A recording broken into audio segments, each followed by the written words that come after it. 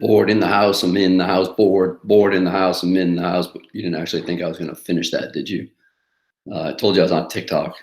I've noticed that after a couple of days being on TikTok, everything's the same. So it's kind of losing some of its appeal real quick, but whatever. It's all cool. So it's Tuesday night at like 9:30. I've changed my location a little bit. I'm no longer standing in outside my kitchen. Now I'm sitting in this big chair. So hopefully by now you've all completed the quiz. You guys have been pretty good about getting stuff done. Not great, but pretty good. Please just do your best on most of this stuff and we'll all do fine. Okay. Hopefully I won't have to be chasing you down. I'm still trying to chase you down for the last worksheet. So please do these. Okay. I don't want to give people zeros in distance learning. So I'm going to just give you a quick intro to the New Deal and Franklin Delano Roosevelt. I'm not going to be on too much, and I'm not going to give you a worksheet right away to do this. So you can concentrate on your other classes this weekend. But I will have something at the end of somewhere in the video, something for you to do. And then if you do that, I'll give you a grade for that. If not, I'll know you, in fact, didn't watch the video. So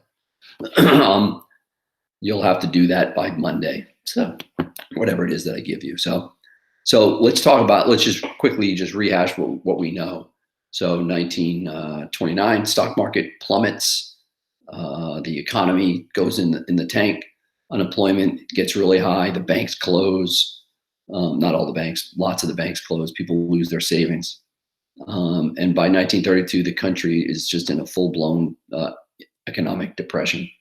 Hoover's the president. He doesn't do much. He believes in laissez-faire government, no government interference in the economy. People quickly lose confidence in him, and that's kind of where we're at. So let me go to the slideshow. I think I would know how to do this by now.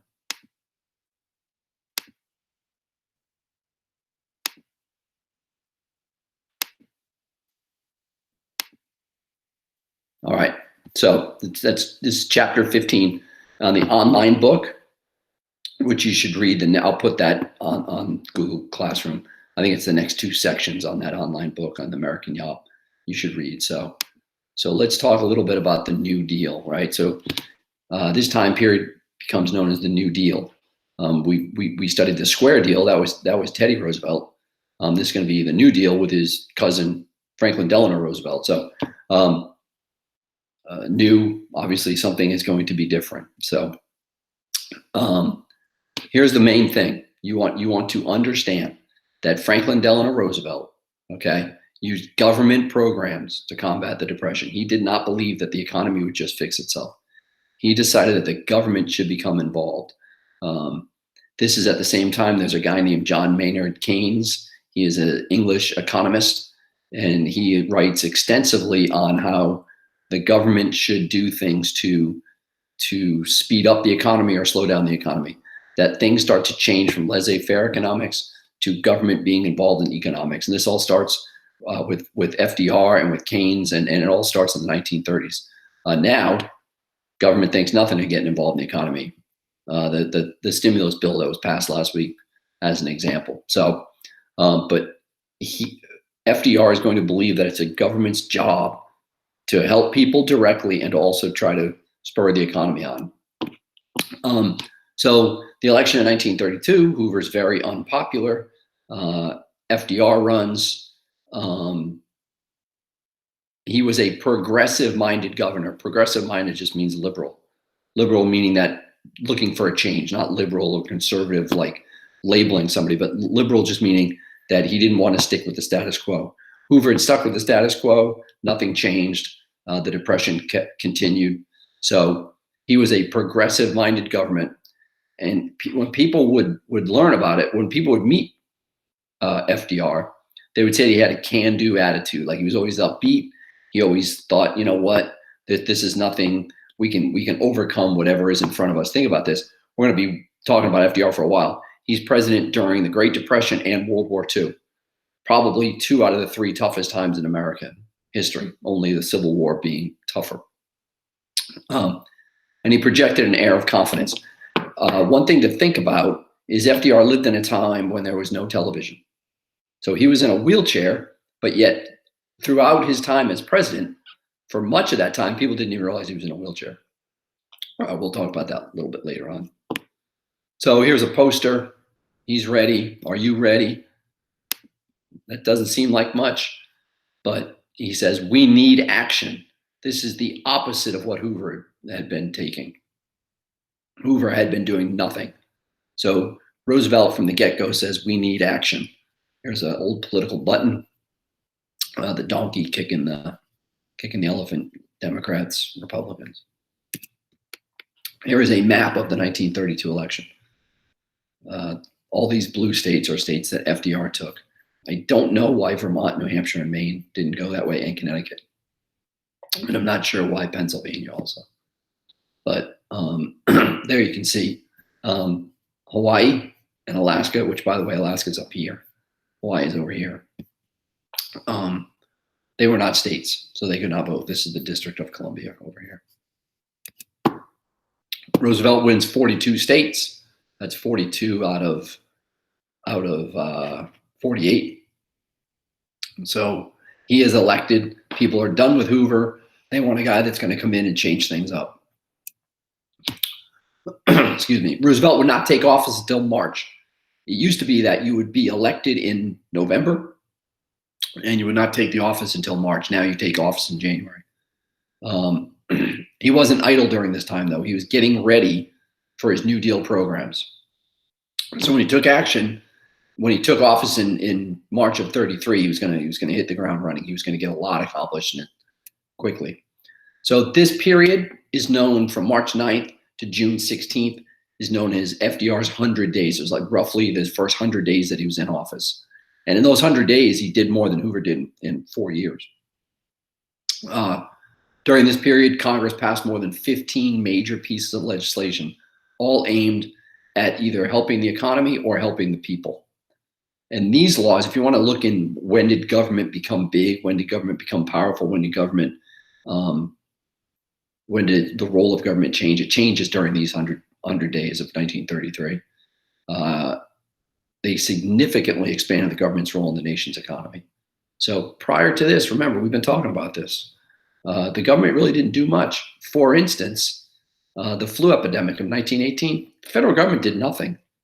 They did absolutely nothing. Now we're in the coronavirus pandemic, and the government's trying to do all sorts of things. So it's different. And we look to the government differently than people did in the past. And that all goes back to FDR being president and his idea that government should be involved.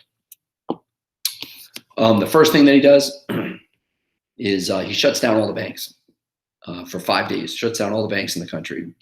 We've talked about it. The banks were having all sorts of problems. It was run-on banks. So what he did was he shut them down. He called it a bank holiday. It was 5 days long.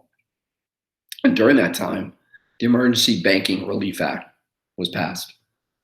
So, and they went in, the government went in, they did quick audits of all the banks. There wasn't nearly the amount of banks that there are now.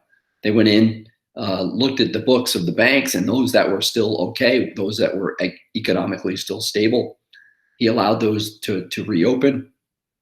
The ones that were not economically solvent, they stayed closed. He was trying to get people to have confidence back in the banks because people had lost all their confidence in the banks. So there's a headline. That's March 6th. So the banks would be closed for 5 working days. That's pretty major. I mean, if you can't get your money now, it was better than the banks going out of business which had been happening. There had been hundreds of banks that had gone under in the previous 4 years. One of the ways that FDR gained support and he got the confidence of the people is he had fireside chats, which was it was on the radio. I don't know whether he was actually sitting next to a fire, but that's what he called them. Think about it. You're somewhere and you're sitting around a nice warm fire, just chatting with somebody. It seems less formal than some sort of government press conference. Okay. So this is how he communicated with people, and this is how he built rapport with people. This is kind of a weird analogy, but many presidents have changed the way they relate with people. FDR was with fireside chats. John Kennedy's really the first president that uses television. Our current president uses Twitter. So the ways that presidents communicate with the American people changes with technology. And Roosevelt uses the radio. He's the first president to really use the radio. For the first time, people got to know what the president's voice sounded like. They kind of in their minds fostered a relationship with FDR. They would gain confidence in him and what the government was doing with these fireside chats. He would talk about what he was trying to do. Just a picture of what it probably actually looked like. He probably was not sitting next to a fire. He does regulate banking. There's going to be a million different acts that we talk about. The Glass-Steagall Act, which established the FDIC, which stands for the Federal Insurance Deposit Act. And this act guaranteed bank accounts up to $5,000. So after the Glass-Steagall Act, if a bank went under and you had up to $5,000 in that bank, the government would guarantee that money. They would give you the money back. Now I believe you're guaranteed up to like $250,000. That's where the FDIC comes from. So our money's guaranteed. That's why nobody's running on the bank right now. Then he passes the Federal Securities Act. Congress passed it. He signs it. Required all public corporations to provide complete information on all stock offerings. So if you have a company in the United States and you are selling stock, you have to be completely honest about what's going on with your company. You can't hide information. The theory is that everybody should have the same information when it's time to invest in a company or not invest in a company. And that the Federal Securities Act, they're the ones that oversee that. And he also set up the Securities Exchange Commission, the SEC, not the conference that Alabama plays football in. I guess A&M does too. They lose in the SEC. But no, this is the Securities Exchange Commission. This was created to regulate the stock market. They were trying to rid the stock market of bad practices like buying stocks on margin, investing, and then buying speculative stocks on margin. They wanted to regulate it so that it became a more sound place to put your money. And then Roosevelt pushed for a bill to allow beer. And in 1932, actually 1933, prohibition's finally repealed.